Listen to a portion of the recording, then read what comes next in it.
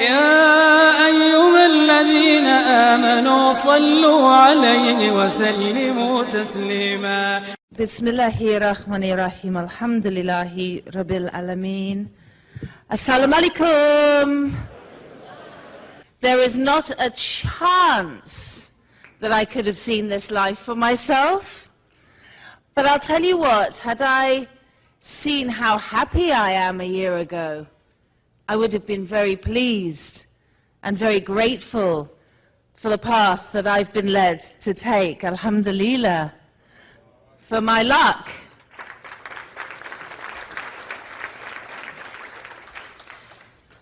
Some of you will know me as the sister-in-law of a once powerful oppressor of human beings. Sorry, the Middle East envoy Tony Blair, as he likes to be known. And hopefully others of you will also be aware that my real job title is presenter and broadcaster. But I'd like to tonight, if I may, share with you my journey to Islam. Because being a Muslim, I now understand how spiritually uplifting it is to see someone take their shahada like that. I was crying. Alhamdulillah to you, brother, wherever you are, and may this community show you the same love that has been poured like a deluge upon me in the last 6 months. I pray for you that you feel that same love. So I'd like to take you on how this journey happens. To someone who outwardly seemed like the very epitome and was of a Western journalist with a lifestyle completely at odds with the values and the processes and the choices inherent in being a worshipper and a servant of Allah. Because this is a very interesting concept. I'll come to it maybe if I remember later, but this idea of willing servitude. When you come from the media, where you are God, and then you put your head to the floor, and you actually pray to God, and you submit yourself. That in itself is a journey, but I'm going too fast. Let me take you back, if I may. When I was a child, I grew up in your average North London household in the 70s, which is to say that both my parents were drunk a lot of the time. My father was a lapsed Catholic. That means that he drank a lot of Guinness and got a lot of women pregnant. He also used to sing hymns when he'd had a drink. It sounds a lot gloomier than it was, and this isn't a knocking Catholicism, but there is a lifestyle that means that secularism has overtaken the popularity of belief in our communities in Britain. My mother was what you might be able to call perhaps a superstitious Christian. So she would never go to church, and she'd never talk about religion, but she would hang crosses around her bed to ward off evil spirits. So those symbols were there in life. But funnily enough, growing up, I used to pray. I loved it. I remember that feeling of being 7 years old and going to my bed and putting my hands together and going, please, God, let Mummy and Daddy be nicer to me tomorrow. Please, God, let my sister stop being really annoying. Because kids know how to ask for everything, because they automatically believe that someone up there is bigger than their parents and will really help them when they need it. Isn't that interesting? What I've noticed recently, I'm going to jump forward a bit. I've got jet lag, so if I jump forward and none of it makes sense, will you bear with me, please? So, yes, I've already lost that point. Wake up, brain. Okay, we'll go back to the beginning. So when I was growing up, when I was a teenager, you sort of stop praying because you get into the cult of the self. My dad was a socialist. He was a good man like that. Politically, he said to me, he gave me good values in many ways. He said, you know what? You're white. You're in London. You're not bad looking. You've got a fair intellect. You've won the lottery of life. Now, what are you going to do for the rest of the world? This is how we were brought up when I was a child. And the other thing he used to say, I remember crying once because we couldn't afford toilet paper. So we used to have to use newspaper in the bathroom. And I remember going in to him at 10 years old and saying, "Dad, I've just realized we're poor." And he looked at me and said, because he was from Liverpool, a really poor family, he said, "Poor? We're not poor, we're broke." And what are you using in the bathroom? Are you using the Sun newspaper? No, you're using the Guardian. This is not poverty, this is aspiration. I thought that was brilliant. I've never looked at the Guardian the same since. And quite frankly, some of the things that's written about Islam now, I'm thinking of going back and using it for the same thing.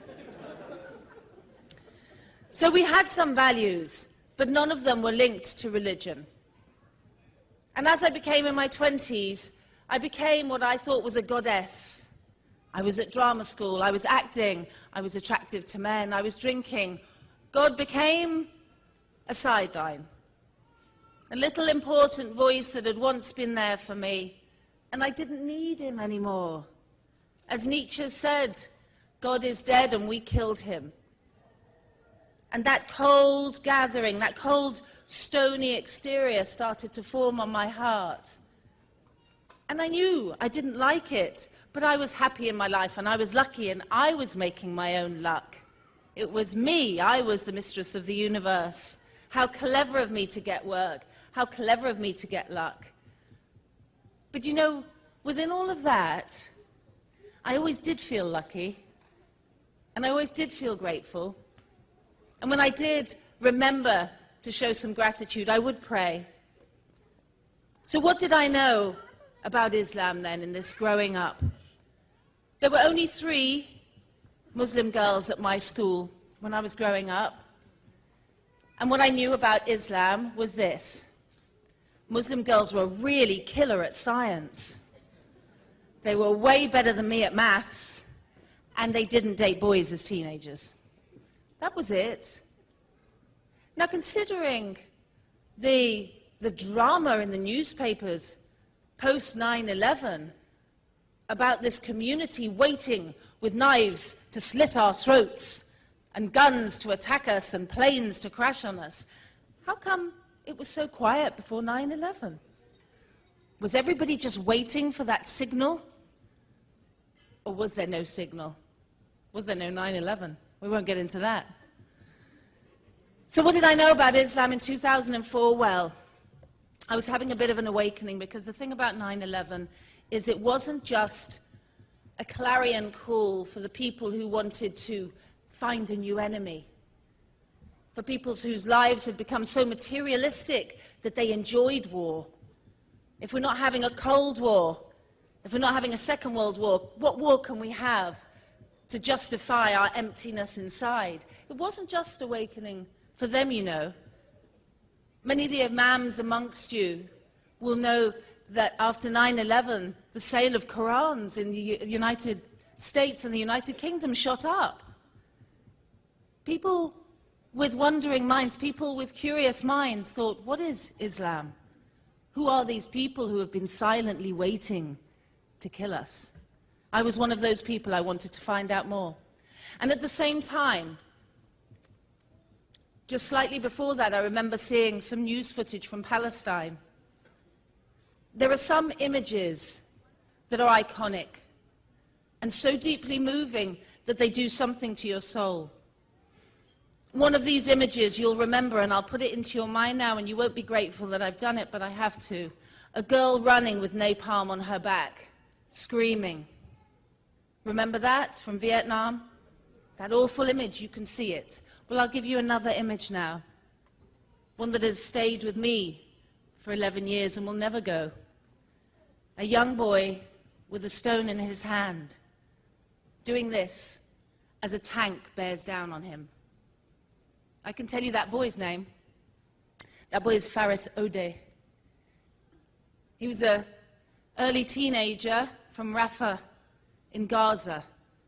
And soon after that picture was taken, he was shot in the head by an Israeli sniper. Another mother mourning another child in a place I'd hardly heard of. But something about that image and the way it was portrayed in the media woke me. Or was it that image? Was it Allah subhanahu wa ta'ala? You make your decisions when you've heard my story, please. Something awoke in me. Why? The voiceover from the BBC appeared to say, look at that lovely Israeli tank bearing down on that wicked Arab Muslim urchin. This was after Tiananmen Square. I knew that tanks were bad, unarmed civilians and children good. This is how life works. Big army against big army bad, going against civilians bad, civilians fighting for freedom good. But no, not in the case of this place I barely knew, Gaza, and these people, Palestinians, who I'd never heard of very much. So in 2005, I managed to get myself a commission from my newspaper to go and interview Mahmoud Abbas in Ramallah.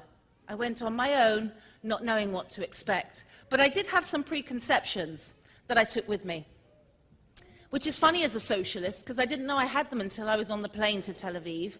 And on the plane to Tel Aviv, I realized I was scared of Arabs. Pretty scared of Arabs. Arabs with guns were really going to be frightening. And Arab Muslims with guns in the West Bank, where everybody was terrorists, what was I doing? I wanted to go home. I kind of hoped the Israelis would just deport me. I heard they do that. But nobody did. It wasn't what Allah subhanahu wa ta'ala had planned. So I took a taxi to Ramallah. And I realized on that taxi ride that I had what we can call a mild form, at least, of Islamophobia. I thought everyone was terrorists. I didn't know anything about women in hijabs. I didn't know anything about Islam. And here I was going to terrorist enclave, Palestine, the Palestinian territories run by terrorists in the enclave of terrorism. So imagine how I felt the next day, going up in a big metal lift with huge Palestinian guards around me with their guns and their walkie-talkies. And I'll never forget that scene. It replays sometimes in my mind. There's me standing there, huge Fatah gunmen, as they're called on CNN. They're guards for the president. Everybody has them. Get over it. And I'm standing there, and one of them says this, Bukra, bukra, yalla, yalla, yalla, inshallah. Habibi, yalla, habibi. And I think to myself, subtitle, we'll behead the white woman later. This is what I heard. This is what I was hearing every time they spoke. I thought, I've seen this movie and it doesn't end well for the white woman. It's not good. What am I doing here? It took me a little while, maybe about 5 days in the West Bank, for all of that to be gone. I was walking down a road the next day in Ramallah without a coat. The Israelis had kept my luggage, as they do when they find out you're going to the West Bank. It's very common. So I only had a kind of shirt on, and I was walking around going, wow, look at this place. And an old lady said, yalla, yalla, yalla, yalla. And she took me into her house and put her arm around mine. And she said, showed me a wardrobe full of clothes. Looked at them and took out a coat, put it on my back, got out a little suitcase, got out some jumpers. She said, Habibti, yalla. And wrote down her address. I said, what is this? I've never encountered such instant generosity to a stranger. And that wasn't all. Everywhere I walked, hello, how are you? Salam alaikum. The full back position I was beginning to realize for the Palestinian people, Muslims and Christians, I will never forget that there are Christians in the West Bank and Gaza and almost any of us here. But their full back position is the same. You're welcome. You're our friend.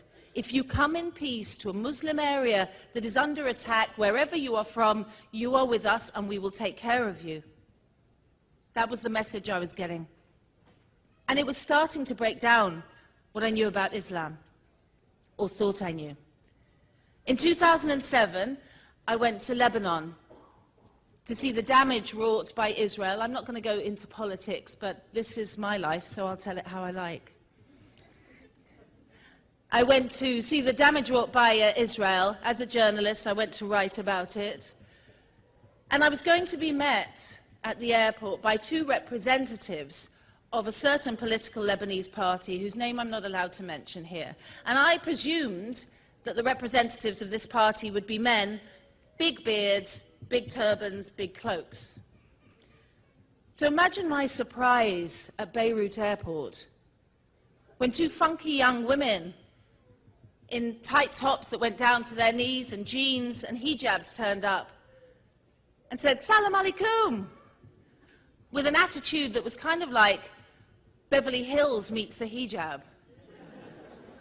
You know? And I was grilling them over the next 48 hours because I'd never spoken to a woman in a hijab before. And I said, "So what's your life like? Is anybody, I suppose, you know, forced to marry?" And they looked at me like I was crazy. Nobody's forcing us to do anything we don't want to. This is Beirut, baby. But we love our dad, and if he asks us, we'll do what he says because we love him. All of that freedom, followed by the respect for the family, is what I was seeing. And it was very interesting. They were studying to a high level. They were going to do what they wanted with their lives, but they loved their religion, and they loved their country, and they loved their faith. A new world was opening up to me, one I hadn't seen. Not only one I hadn't seen, but one that had been misrepresented to me from the day I first watched a television newscast. So we went down south, me and the two women called Zainab, and we eventually did meet, alhamdulillah, a sheikh with the turban and the beard and the cloak. And in my mind, I still carried that prejudice about Islam very strongly. I thought, it's fine for these young girls to be all, we can do what we want in Beirut. But in Bint Jbail, in front of a sheikh, I must keep my faculties sharp and remember that Islam oppresses women. And I'm going to watch this. I'm not going to be foolish and led by my heart. I'm going to watch what the interaction is between these people. Now, at one point, one of these young women was translating, and the sheikh was talking quite quickly, and she did this. She put her hand up politely and went, "Sorry, sheikh, 1 second. Lauren, what he's trying to say is..." And I thought, here comes the whip. I thought, this is really going to be bad for her. What is this guy going to do? He's number 3 in that party that I'm not allowed to mention. This can't be good. And do you know what that sheikh did to that young woman? I'll tell you, it was outrageous. He did this. "Okay, sister, carry on." I looked and I thought, that's it? Really? No whips, no stoning to death? That was it. So what did I take from that? There was a humility about learned people in Islam, or there could be, and there can be, and there is. And that women do make choices, they can do, and they do, in Islam. It was another prejudice broken down. But I was definitely not on the road to being a Muslim. I was just learning about the Middle East, right? This wasn't my road. I was drinking alcohol, I was enjoying my life. Alhamdulillah, you know, I've always been a happy person. One of my best friends calls me Miss Upside. She sends me texts, "How's life on the upside today?" I've always been one of those people that, you know, you crash your car, you split up with your husband, everything goes wrong, but I had a really good poached egg today. My friends laugh about it, but I can't help it. I went to Gaza, and that changed my life. It really did. Anybody who has any interest in Palestine should really go there, because just go there. And I went with the Free Gaza movement in 2008 on a boat, and we made it. We actually made it. The first people in 41 years to sail from the outside world to the coast of Palestine. Can you imagine how that felt?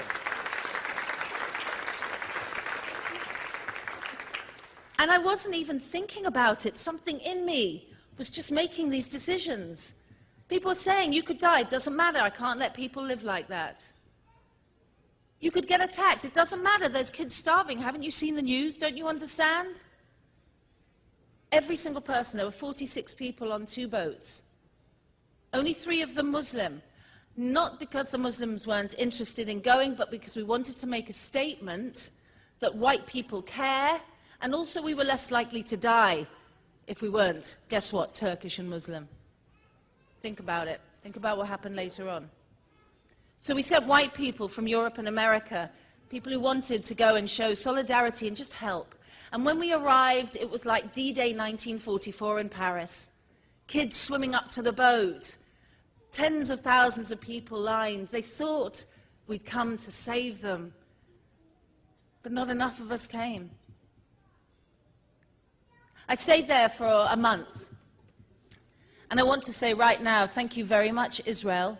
Thank you very much to the corrupt Egyptian regime, now fallen, alhamdulillah, for blockading me and not allowing me to leave through Erez and denying me exit through Rafah for 4 weeks.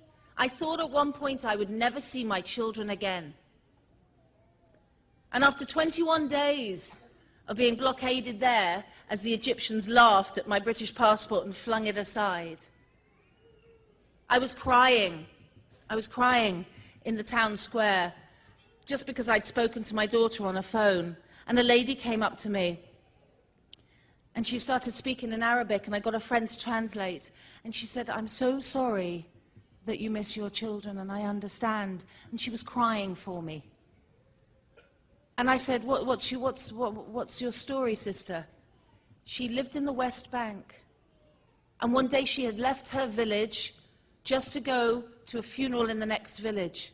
And she had her bag of documents with her, and when she passed the Israeli guards looking her in her prison, she said, "I'll be back later. Okay, remember me, I'll be back later." And when she went home that evening, on the same day, with the same soldiers, still on the same shift, she said, "It's me, I'm going to go home." And they went, "Whoa, whoa, whoa. Let's see your documentation." And on her documentation it said, "Born in Gaza," not the West Bank. So they said, "Gaza." And she went, "No, no, no, no, no, West Bank, I live here. Look, here's my children, here's my utility bills, what? Here." You know what they did? They bundled her in the back of a military vehicle. They took her to the Erez crossing and they threw her into the Gaza Strip. It's been 4 years now, and that woman hasn't seen her 2 sons or her husband, and she will probably never see them again. And she cried for me. She was crying for me. Like she'd forgotten her pain and she could understand that 21 days compared to 3 years. I thought, what is it? What is this wonderful empathy that I'm seeing? But I still wasn't interested in Islam. I was interested in the Palestinian question, you understand? And maybe, whereas I'd been an Arabophobe, now I was an Arabophile. Which is fine. That's okay. We can like other cultures. But you don't have to change religion. And then one night I remember going to the Rafah refugee camp, where I was to have iftar during Ramadan with one of the poorest families there. They'd invited me. And as I arrived in this cement block room, just a rug on the floor, 16 filthy mattresses piled up around the walls where 16 people would sleep that night, women, men, children. The mother who greeted me in this hovel had the biggest smile on her face. I'll never forget it. What a lovely lady. Assalamu alaikum, fadal, fadal. Like I was entering a palace. And she had everything to offer me. And do you know what? At that moment, I was so angry.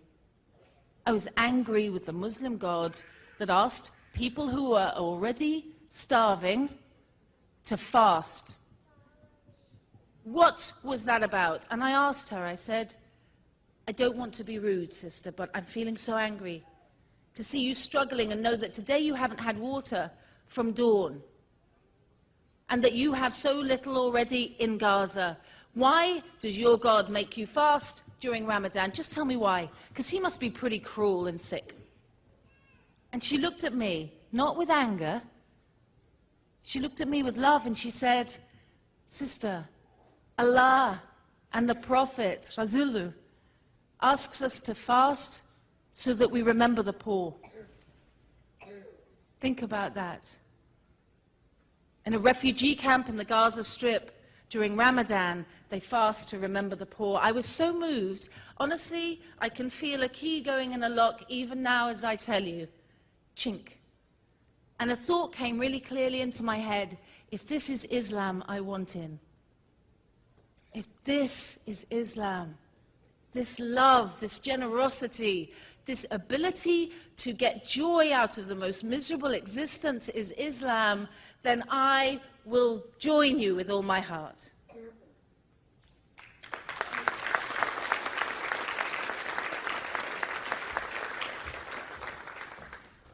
Part of everybody's journey to Islam is dawah. How do you hear the words from the Quran? How do you hear the words from the Sunnah? I was still not looking for Islam. I put that thought away. And when I got back home, I was taking taxis because I gave up my car. And the taxi drivers were in North London. They are Somalis and Eritreans. And brothers and sisters, I respect why Islam, but I'll tell you, Somali taxi drivers are lethal at dawah, man. They are lethal. You can't get in a cab and just say hello. They're like, as the Prophet once said to his wife, Khadija, and you leave with a hole. You've got a whole journey there.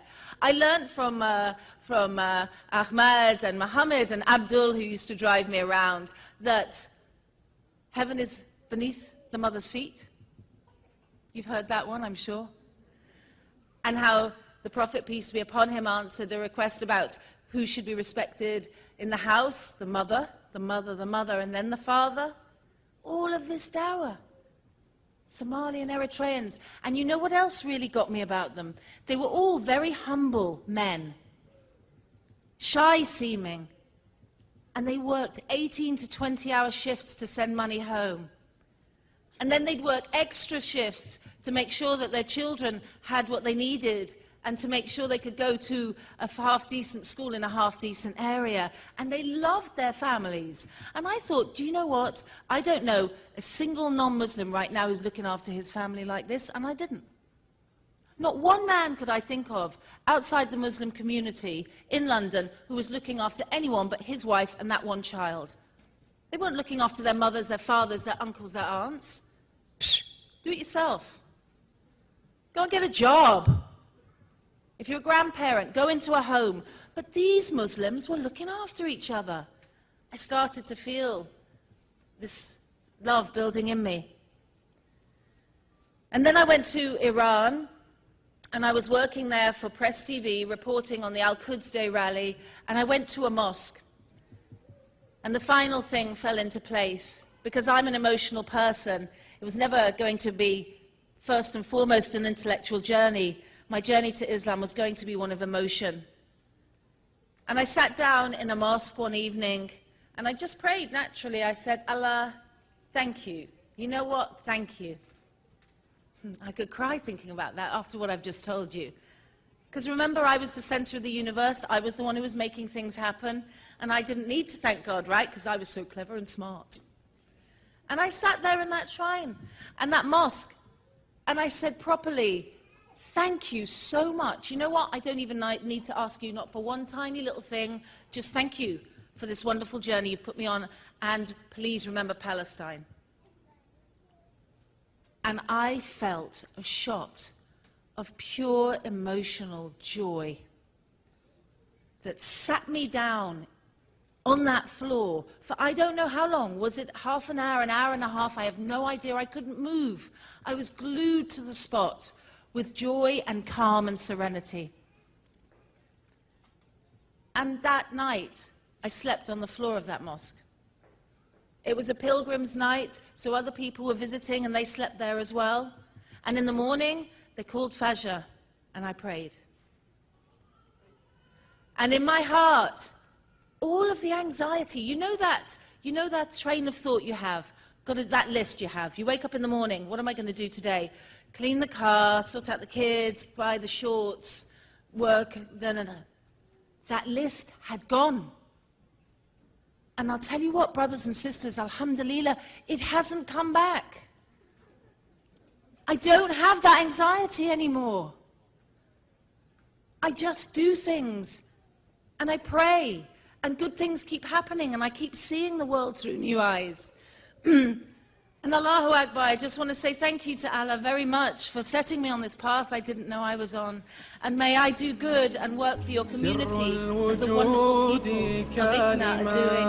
And I support their efforts. If there's anything I can do to support you, may Allah help me to do that. Allahu Akbar, thank you.